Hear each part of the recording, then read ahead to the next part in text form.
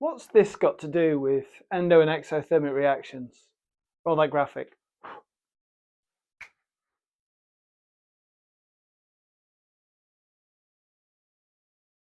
Hi, I'm Paul. This is Science That Sticks. In this session, we're going to go through energy profile diagrams and why lighting a match actually is a really good way of being able to remember endo and exothermic reactions. Let's go through it. First of all, an exothermic reaction is anything that gives off heat. A match burning gives off heat. It also gives off light, but it's the fact that something is on fire and it is giving out heat. That is a chemical change, and that is giving out heat to the surroundings. We call this an exothermic reaction. If we are going to write out or draw a reaction profile diagram, we need to draw a graph.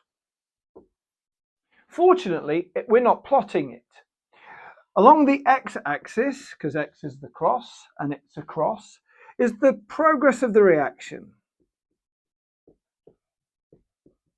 In other words, how far the reaction has gone. Has it finished or whatever? Along the y-axis, we've got energy. Now for GCSE, that's the word that you need. If you're doing A-levels, then you need the word enthalpy. You also need your reactants. In the little thing before, when I let the match, those reactants was the wood. But of course, I had to get the reaction to go. So my reactants go here. Now, in order to get a reaction to actually work, you have to put some energy into it. Now, that energy could come from the surroundings, but that energy might also be required for externally, like friction with a match, for example. So we need something called activation energy. So we need to put some energy in. Now, if it's exothermic, the products have a lower energy than the reactants.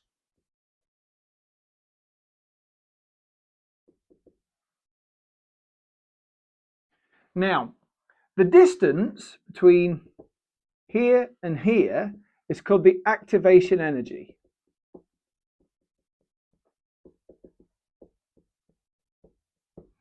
The distance between here and there is the energy of the reaction.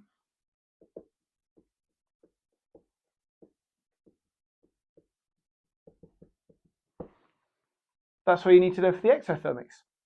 Let's have a look at endothermic reactions. Now, in endothermic reactions, your reactants quite often are at a lower energy than the products. You still need activation energy. Now remember, the definition of this for AQA is the minimum amount of energy required for the reaction to start. A reaction is where the bonds are being broken or new bonds are being formed successfully. So this activation energy is almost ridiculous, but it's always much higher than that of exothermics. The products are above the energy for the reactants. The reaction takes in heat, it gets colder. Examples of this are not cold compressors, but sports compressors where someone's injured themselves, you sort of break it up, reaction takes place and it gets colder. Now, the distance between here and here is, once again, the activation energy.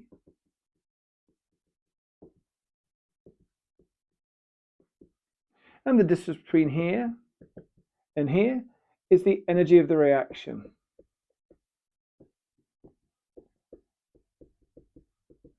That's how to draw one. Learn how to do it. It's a piece of cake. It's an easy couple of marks. There's no reason why people couldn't get this in an exam. Some tricky parts are whether the energy is positive or negative. Now, in this case, the products are higher than the reactants. So the overall energy value here is likely to be positive when you start doing some maths. We'll do that in another video. The exothermic, the overall energy is going to be negative. That's because the energy is being given out to the surroundings. That's pretty much it. In one of the next sessions, I'm going to talk about catalysts because that has an impact on this. Till next time, stay cool. Bye for now.